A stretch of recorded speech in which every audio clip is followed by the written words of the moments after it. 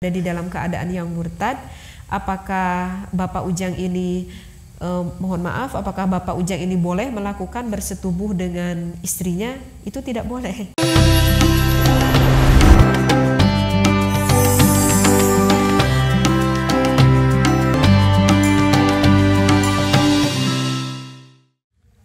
Assalamualaikum warahmatullahi wabarakatuh. Di sini saya izin bertanya, misalkan Ujang memiliki seorang istri yang berbudi luhur. Suatu hari Ujang melakukan perbuatan yang membuatnya murtad. Istrinya pun bertanya kepada gurunya tentang pernikahannya, tentang status pernikahan mereka. Gurunya pun menjawab tali pernikahan mereka itu batal. Namun selang seminggu Ujang pun sadar dan kembali ke masuk Islam. Jika Ujang ingin meminang kembali istrinya, apakah harus ada akad terbaru lagi? Sekian, terima kasih. Assalamualaikum warahmatullahi wabarakatuh. Waalaikumsalam warahmatullahi wabarakatuh. Bismillah, alhamdulillah, wassalatu wassalamu ala rasulillah. Barusan yang dikatakan bagaimana kalau Ujang misalkan yang murtad gitu ya. Murtad ini bermacam-macam gitu. Misalkan contohnya mungkin Ujang itu keluar agama Islam, mungkin seperti itu mungkin ya. Atau bisa murtad yang lainnya. Karena istrinya seorang yang cukup berilmu sehingga dia menanyakan kepada seorang alim, mungkin kepada ajengan gitu ya, kepada ustadz, bagaimana hukum pernikahannya.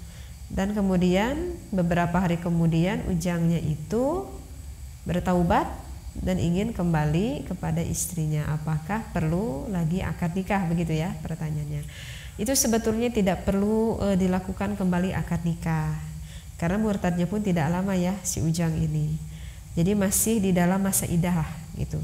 Jadi alasannya kenapa Ujang ini tidak perlu melakukan lagi akad nikah, karena murtadnya itu masih berada di dalam masa idah gitu. Sehingga jika ingin kembali lagi kepada istrinya, tidak perlu lagi melaksanakan nikah gitu, atau tidak perlu lagi melakukan akad nikah.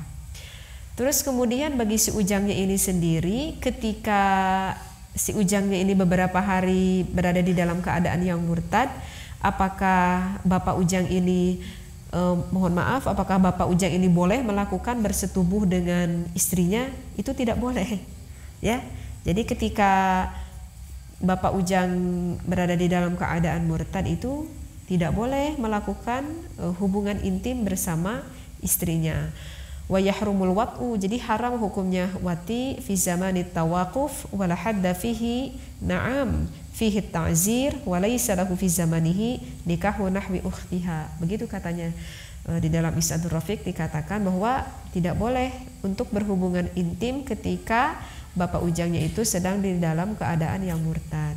Tetapi ketika Bapak Ujangnya bertobat kembali kepada Allah dan ingin kembali kepada istrinya selama di dalam masa idah, maka itu tidak perlu lagi dilakukan akad nikah gitu. Terus kemudian apakah boleh kita menikahi perempuan yang murtad misalkan, atau perempuan yang berbeda agama dengan kita? Maka itu tidak diperbolehkan ya.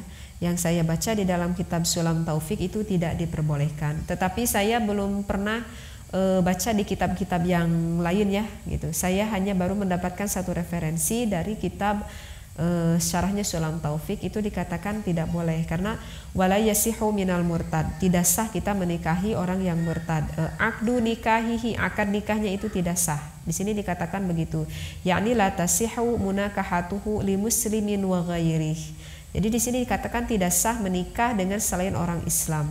Fa idza taddat lam tahilla li ahadin muslimin li ihdariha wa kafirin li'alaqatil Islam wa murtadin li ihdarihi. Jadi di luar sana bagi para lelaki yang belum menikah atau bagi para perempuan yang belum menikah, di luar sana tuh masih banyak orang Islam yang cantik, yang ganteng, yang baik, bahkan masih banyak santri yang bisa kita nikahi.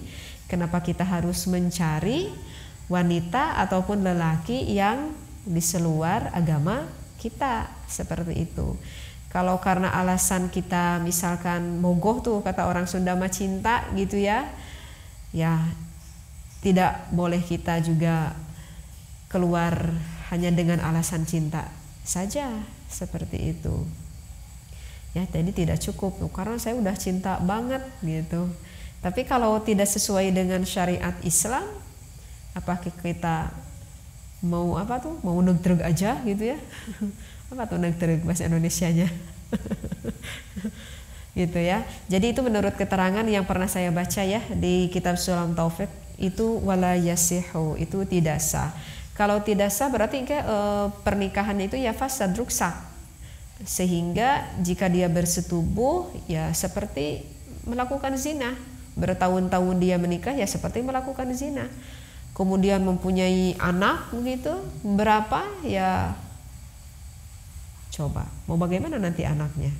Na'udzubillah, summa na'udzubillah min dzalik. Semoga kita bagi siapapun yang belum menikah, semoga Allah meraksa kita ya, memberikan jodoh yang terbaik menurut Allah Subhanahu wa ta'ala. Mungkin begitu ya, faham akan jawabannya yang saya ambil dari kitab Is'adur Rafiq Syarah Sulam At-Taufiq.